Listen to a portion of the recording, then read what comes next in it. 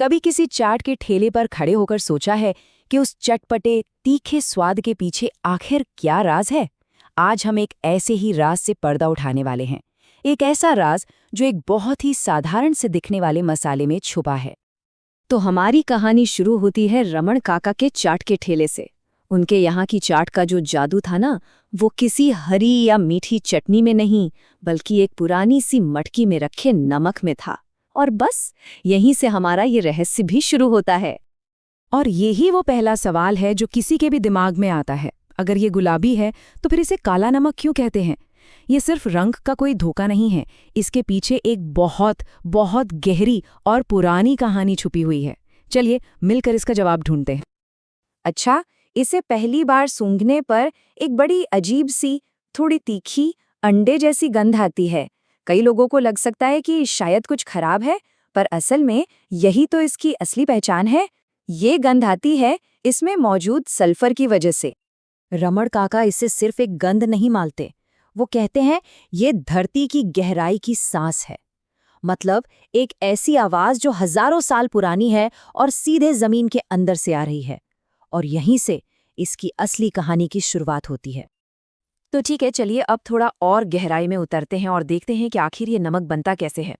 ये सिर्फ जमीन से निकाला नहीं जाता, बल्कि इसे बड़ी खास तरह से बनाया जाता है। इसकी शुरुआत होती है हजारों साल पहले, जब हिमालय की पहाड़ों में ज्वालामुखी धधक रहे थे। ये जो नमक है ना, ये उसी प्राचीन लावा और चट्टानों के बीच दबा हुआ मिलता है। अब जो इसे बनाने का तरीका है वो किसी प्राचीन कीमियागिरी जैसा लगता है। सबसे पहले कच्चा नमक निकाला जाता है, फिर इसे आंवला और हरड़ बहेड़ा जैसी जड़ी बूटियों और लकड़ी के कोयले के साथ एक मटकी में बंद कर दिया जाता है। और ये जड़ी बूटियां सिर्फ स्वाद के लिए नहीं है, इनका आयुर्वेदिक महत्व भी है। इसके बाद इस मटकी को घंटों तक भट्टी की तेज आंच पर पकाया जाता है, और इस गर्मी में नमक इन सभी चीज़ों के गुण अपने अंदर सोख लेता है। और यहाँ हमारे पहले सवाल का जवाब छिपा है। जब ये नमक भट्टी से बाहर आता है तो वो असल में एक गहरे बैंगनी काले रंग का ठोस पत्थर होता है, और जब इसे पीसा जाता है तब जाकर इसका रंग हल्का गुलाबी हो जाता है। मतलब ये कोई आज की फैक्ट्री में होने वाली प्रक्रिया नहीं है। जैसा काका कहते हैं, ये खनिजों का जादू है, जहाँ गर्मी, जड़ी बूटियां और खनिज मिलकर कुछ बिल्कुल नया बना देते हैं। चलिए आगे बढ़ते हैं।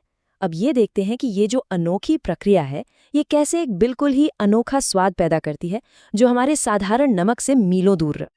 देखिए, सादे नमक और काले नमक में ना जमीन आसमान का फर्क है। जहाँ सादा नमक सिर्फ एक जैसा नमकीन स्वाद देता है, वहीं काला नमक अपने आप में स्वादों का एक पूरा अनुभव है, एक कहानी है जो जबान पर धीरे धीरे खुलती है। इसका स्वाद किसी डांस की तरह है, जिसके 3 हिस्से हैं। शुरुआत होती है एक हल्के मिनरल वाले नमकीनपन से, फिर बीच में आता है एक गहरा, गर्म और अंडे जैसा स्वाद, जिसे उमामी कहते हैं, और यही चीज़ इसे सबसे ज़्यादा खास बनाती है। और आखिर में ये मुंह में एक ताजगी भरा ठंडा सा एहसास छोड़ जाता है। तो सबसे ज़रूरी बात यह है कि इसका ये जो जटिल स्वाद है ना, वो सिर्फ चाट या रायते तक ही सीमित नहीं रह गया है।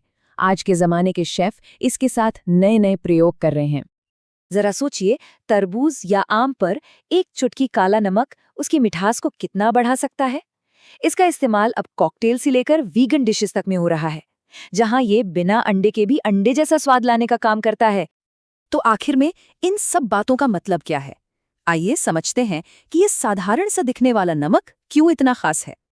देखिए, काला नमक सिर्फ एक मसाला नहीं है, ये भूविज्ञान यानी जमीन का विज्ञान, रसायन विज्ञान और खाना पकाने की कला, इन तीनों का संगम है।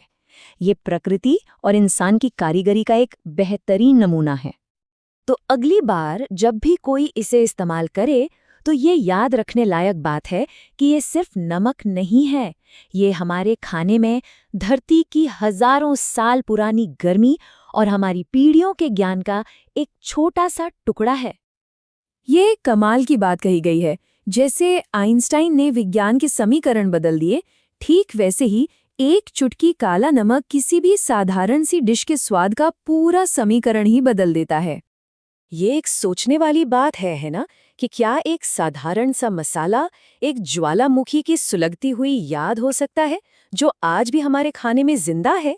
शायद हमारे मसालों में सिर्फ स्वाद नहीं, बल्कि पृथ्वी की पूरी कहानी छुपी हुई है।